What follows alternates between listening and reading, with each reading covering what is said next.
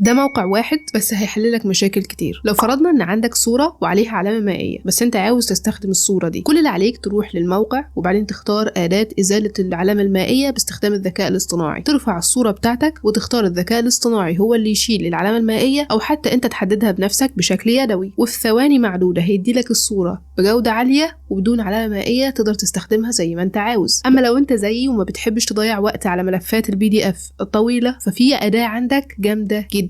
الموقع ده بيقدم لك أداة اسمها الدردشة مع PDF. لو استخدمت الأداة دي ورفعت ملف الPDF اللي عندك، الذكاء الاصطناعي هيقعد يذاكر ويحلل الملف ده وبعدين يعمل لك شات مخصص. من خلال الشات ده تقدر تتكلم مع الملف بتاعك، تسأله أي سؤال وهيجاوب عليك، وكمان تقدر تطلب منه ملخص سريع لأي حاجة موجودة جوه الملف ده أو حتى الملف بشكل عام. ده غير أدوات تانية أكتر بكتير من إن أنا أشرحها بفيديو واحد. في مميزات مجانية وفيها مدفوعة، ولو عاوز تعرف اسم الموقع هو ده، تقدر تدخل عليه وتستفيد من كل المميزات دي واكتر كمان. وعلى فكرة تقدر تجربه على موبايلك كتطبيق، لانه متاح للاندرويد وكمان للايفون، وفي ادوات كتير جدا كلها هتعجبك، ومن ضمنها انك تقدر حتى تشيل العلامة المائية اللي موجودة على ملفات الPDF. وعشان ما تدورش كتير، ده شكل التطبيق وده اسمه.